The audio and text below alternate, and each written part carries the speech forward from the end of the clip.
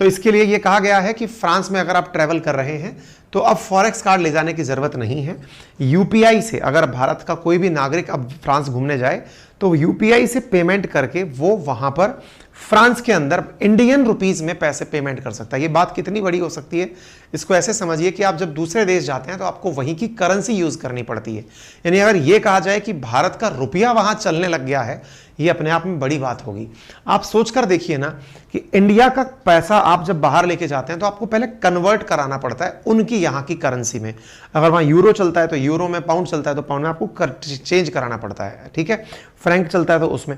लेकिन जब आपसे कहा जा रहा है कि आप यूपीआई से पेमेंट कर दीजिए, दैट मीन्स इंडियन रुपी में ही आप पेमेंट कर सकते हैं। तो ये अपने आप में भारत का जो फॉरेक्स है वो कम नहीं होगा इस तरह के पैसे ट्रांसफर करने से। ये बड़ी बात यहां पर निकल के आती है। और यूपीआई फ्रांस के साथ साथ यूएई में भी होगा। ये भारत ने पहले 2022 में ही अलाउ कर दिया था। अब दुनिया में ऐसे कौन से देश हैं जहां पर यूएई चल रहा है, तो वो भीम ऐप चल रहा है, वो जान लीजिए।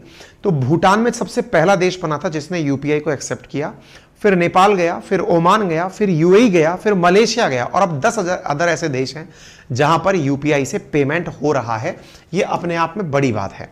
इसके बाद प्रधानमंत्री ने इमानुएल मैक्रोन से मुलाकात की, उनका जो एलईसी पैलेस है वहां पर जाकर मुलाकात की, और प्रधानमंत्री को यहां पर लीजन ऑफ ऑनर से सम्मानित किया गया।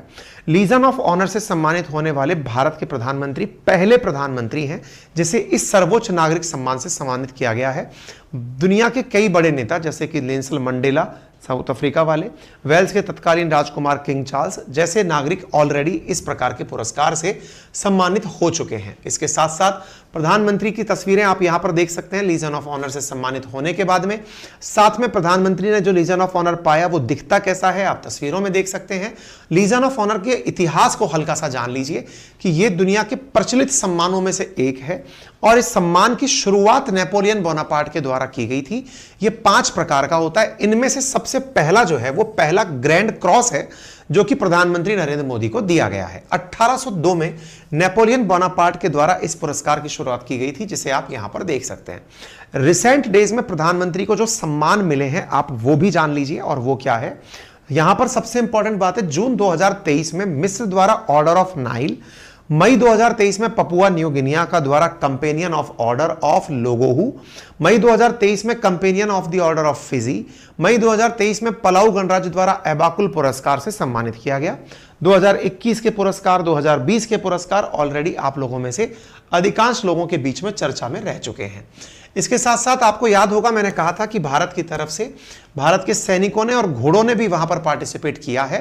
प्रधानमंत्री के साथ में सामने जो परेड हुई, प्रधानमंत्री को यहां पर रिसीव किया गया, सम्मानित अतिथि के रूप में उनको स्वागत किया गया। आप यहां पर देख सकते हैं ये जो बेस्टाइल डे परेड 13 तारीख को हुई थी, जो कि यहां पर बहुत महत्व रखती है फ्रांस के इतिहास में, उस परेड में भारत के सामने भारत की टुकड़ियों ने भी प्रदर्शन किया। आप उन्हें यहां देख सकते हैं। सिख रेजिमेंट समेत भारत के लगभग 269 सैनिकों ने यहां पर परेड में साझा लिया। आप देख सकते हैं प्रधानमंत्री द्वारा तस्वीरें साझा की गई, उनकी सलामी ली गई, और भारत के साथ में जो भी लोग थे उन्होंने बहुत गौरवान्वित इस पल के माध्यम से किया था। इसके साथ साथ साथियों आप यहां पर देख सकते हैं, इसके अंदर प्रधानमंत्री ने राफेल जो भारत की तरफ से गए थे उनका भी यहां पर वो देखा, राफेल के द्वारा भी जो शो दिखाया गया वो देखा। इसके साथ साथ प्रधानमंत्री ने यहां पर कई उच्च अधिकारियों से मुलाकात की, और साथ में फिर इन्होंने अपने साथ में मिलकर के इमानुएल मैक्रोन से लंबी बातें की। उनको आप तस्वीरों से और जॉइंट स्टेटमेंट के माध्यम से आप यहां पर देख सकते हैं।